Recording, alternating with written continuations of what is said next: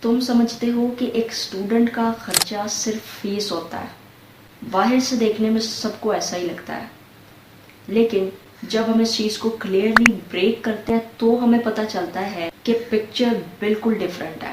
اکثر ہم student expenses کو بہت سمپل سمجھتے ہیں کہ منتھلی فیس اور پاکٹ منی بس، لیکن ریئل لائف میں یہی ایکسپینسز ملٹیپل لیئرز میں ڈیوائڈ ہوتے ہیں۔ جیسے اگر ہم ایک اسٹوڈنٹ کی لائف کو دیکھیں تو یہ ایکسپینسز ڈیلی کے ٹرانسپورٹ میں، کینٹین فوڈ میں، اسٹیشنری، پرنٹ آؤٹس، فرینڈس کے ساتھ چھوٹی موٹی پارٹیز اور موبائل ڈیٹا میں ڈیوائڈ ہو جاتے ہیں۔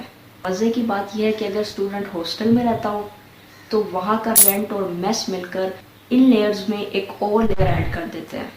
اب اگر اس کو لاجیکلی دیکھا جائے تو پاکستان میں ایک اسٹوڈنٹ کے ایکسپینسز ویری کرتے ہیں سچویشن کے حساب سے، اور اگر ہم ایک ایوریج فگر لیں تو یہ فگر نیئرلی 10,000 سے شروع ہوتا ہے اور کبھی کبھی ہماری سوچ سے بہت زیادہ بڑھ جاتا ہے۔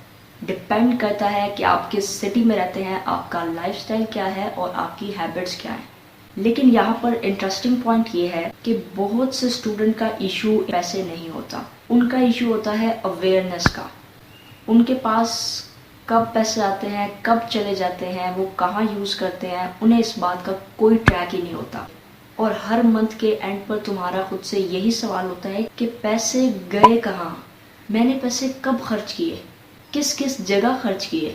جب تم اپنے خرچے کو آبزرو نہیں کرتے تو تمہیں لگتا ہے کہ پیسے خود ہی ختم ہو گئے، لیکن اصل میں وہ تمہارے چھوٹے چھوٹے ڈیسیژنز کا سم ہوتا ہے۔ اب اگر تم اس پرابلم کو سالو کر کے منی مینجمنٹ میں تھوڑا بیٹر بننا چاہتے ہو تو تمہیں صرف ایک کام کرنا پڑے گا، صرف ایک کام، تمہیں اپنے ڈیلی کے ایکسپینسز کو ٹریک کرنا پڑے گا۔ اور ٹریک تم کیسے کرو گے؟ ان پر نظر رکھ کر، بالکل ویسے ہی جیسے تم کالج میں دوسروں پر رکھتے ہو، کیونکہ جب تمہیں پتا ہوگا کہ تمہارے پیسے کس صحیح جگہ پر لگ رہے ہیں اور کس غلط جگہ پر لگ رہے ہیں تو تم اگلی بار خود ہی انہیں بہتر طریقے سے یوز کرو گے، کیونکہ جب تمہیں کلیئرٹی ہوگی تب تمہارا اپنے پیسوں پر کنٹرول آئے گا۔